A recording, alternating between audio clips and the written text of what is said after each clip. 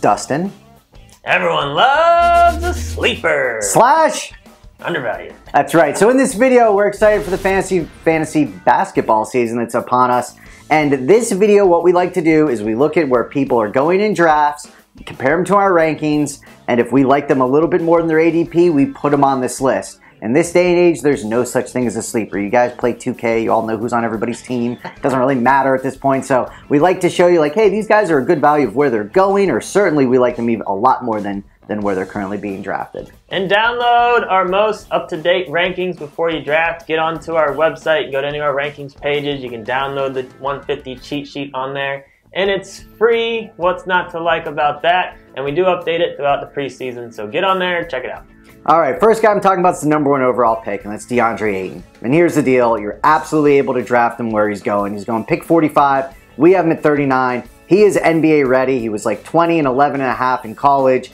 And just his skill set, the way he plays, is perfect for the NBA. He can step out and hit the college three-point. You know, he's got that moves, but he can actually square up to the basket, move in. But what I love about Ayton, he's a great back-to-the-basket type player. I really see him as a Joel Embiid type of talent and player, and I think they have a very similar game, even though Embiid hates on him because people compare him to that. I think it's worthy. Oh, Embiid was killing him. I don't know if you saw it. It's pretty funny. I think he's worthy of that, so absolutely draft him with confidence around pick 40. Jaylen Brown, I want to talk about with Boston. Everyone's healthy out there right now in Boston, and I get downgrading some of the players that had good years last year because maybe there's a few more shots to go around. But when you look at where he's going right now, around the 100th pick, we think he should be going maybe 15 picks or so earlier than that. So not a huge difference, but we just think he's just getting downgraded too much from the other bodies being out there and healthy. We think he could still be a very solid, 14 to 16 points with solid three-point totals, and that's a good guy to grab around that point in the draft. We just think he's getting a little disrespected too much with everyone being healthy out there. He's still going to have a role on that team. Next on my list is Tim Hardaway Jr. He's going around pick 82. We have him about a round higher than that, and here's why. I'm sorry, Knicks fans, but Zinger, I don't know if he plays this year. I truly don't. I think we have him in our bus show, and that's because it's not looking good. So therefore, creates opportunity for other people, right? Tim Hardaway Jr. could be one of the biggest benefactors of that. I know Zinger was banged up last year, but I think Tim Hardaway Jr. also takes another step. He's going right into his prime. He averaged about 17 last year. There's very possible reasons to think that he could be a 20-point scorer. And the fact that you can get him that late around, like we like him around pick 70, the fact that he's going around pick 80, I think that is an extremely great thing to do for your team. 2.3 threes a game. That could even climb up a little bit more. Tim Hardaway Jr. is just going to be a good glue guy for your team, but you're going to get him at a good price. He likes to score. He is a scorer. Prince for Atlanta, I want to talk about. When you look at that Atlanta starting five, it's ugly on paper. I mean, it really is. I mean, someone's going to have to step up when you're looking down the list, and we like to see guys that have progressed throughout their career, and it just seems like this could be the year where Prince takes another step forward. And he had a very solid year last year. His numbers were up, but we think he could even go up even higher and be a solid scorer, solid three-point guy for you. He's going to get some rebounds. He's going to get you over a steal a game. We just think when you look at that lineup, who has a good chance of progressing and having even better stats? Prince is definitely one of the guys that stands out to us, and he's going around like the 90th pick, which I don't really... I guess people are thinking just because that team's so bad that... They're going to win 12 games. Yeah, they still have to score some points. Yeah, they're still going to score about 90 points a game or so. There's going to be plenty to go around. So, we think he should be going around like 60, 65th pick. So we think it's good value for where he's going right now. Next on my list is DeAaron Fox. He's going around pick 88. We have him around pick 80. So it's not a huge gap, but I actually really love this kid's upside. And the reason we want to talk about him is because he didn't have a stellar year last year. 11.5 points, 4.5 assists. It's a good year, but it wasn't a stellar year. I think we could see a big jump into his second year. He's got speed like John Wall. He can definitely hit the open three. He's got a great YouTube channel. Spam him. Tell him to join with Smack Talk for a collab. Also tell him that I love Vegeta. That's my boy. You have no idea who I'm talking about. But The team in Sacramento is a young, fun team. I think they finally are starting to put some of these pieces together, and I think a lot's going to run through Fox. I can see his assist totals going up to 6.5, 7, with scoring about 13, which you're going to get great return on investment where he's currently being drafted. Jamal Murray, I want to talk about entering his third year for Denver. You know, he's going around 65th to 70th pick. We think he should be going about a round earlier than that.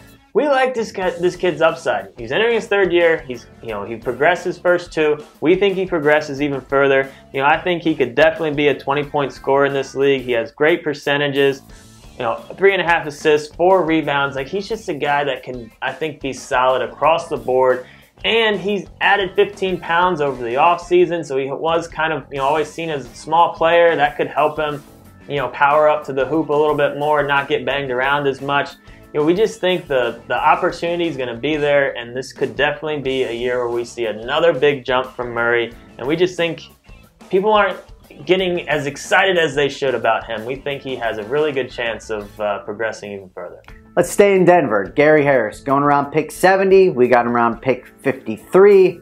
And here's the thing about Gary Harris. He is a scorer. And I think the fact that he plays in Denver, and they're not like the sexy team of the West, and they play late games, he doesn't get the love that he deserves. Because, last year he scored 17.5 points a game, about 3 assists, 2.5 rebounds, but almost 2 steals. And the fact of the matter is, Denver puts the ball in the basket. There's a lot of points to go around there. Could he excel to a 20-point scorer this year? I think it's absolutely a possibility. And his range and the way he shoots the 3 is perfect for the modern NBA. I think Denver's going to take another step this year, and I think he's going to be a reason why. Serge Ibaka is the next guy I want to talk about. I know he's getting a little bit older. His numbers have been down a little bit, and Leonard's out there now. But his ADP is creeping up close to 100. We think it should be in the 65 to 70 range. So obviously we like him a lot more than what his current ADP is. But all right, so Leonard's coming over. But what does Ibaka do? He gets rebounds, he gets 3s from a big man, which is nice, and he blocks. That's why you're drafting him. You're not drafting him to be a 20-point scorer. He's never done that. He's not going to do that. But having Leonard out there could actually maybe even help him get some more 3s and help on the defensive end. Like, it's not what Leonard does isn't going to hurt Ibaka's value, we don't think. And getting 1.5 3s and 1.5 blocks from a big man, I love those type of guys. We think you shouldn't downgrade Ibaka as much as people are just because Leonard coming over. All right, next I'm talking about the only guy that has a worse haircut than Dustin, and that's Alfred Payton. Man. Sorry. His hair is ridiculous.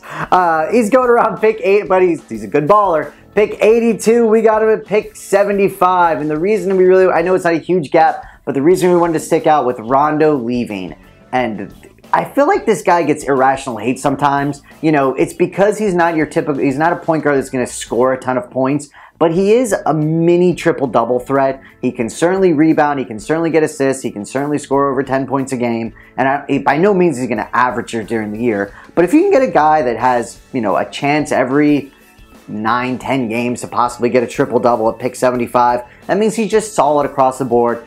And, with Cousins leaving that team, well, he was banged up all last year anyway, it doesn't matter. With Rondo leaving that team, ball's in his hands, and you're going to get 3-4 assists just by dumping it down to Davis and him dunking on people.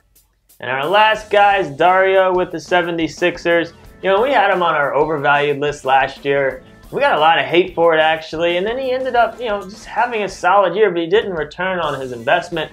And that's really one of the main reasons I feel like he's getting disrespected this year, but I'm not even necessarily totally sure. But his current ADP is around 80.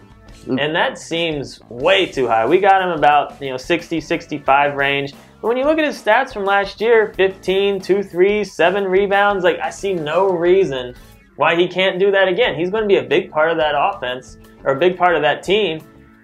And they're going to ask him to do a lot, and he's going to start and play plenty of minutes. So I don't get the hate on Dario. I think there's a good chance he does exactly what he did last year. And the Sixers are going to be even better. They're going to win more games. At 65 if you get him there. So. All right, so that's everybody. Remember, this is overvalued as well. So just take a look at these guys.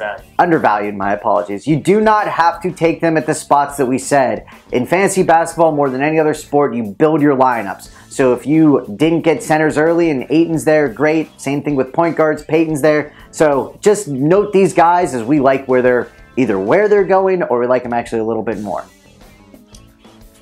Check out our cheat sheet. We will be updating it. Subscribe. Give us a thumbs up. Comment if you like. Good luck in your draft. Peace.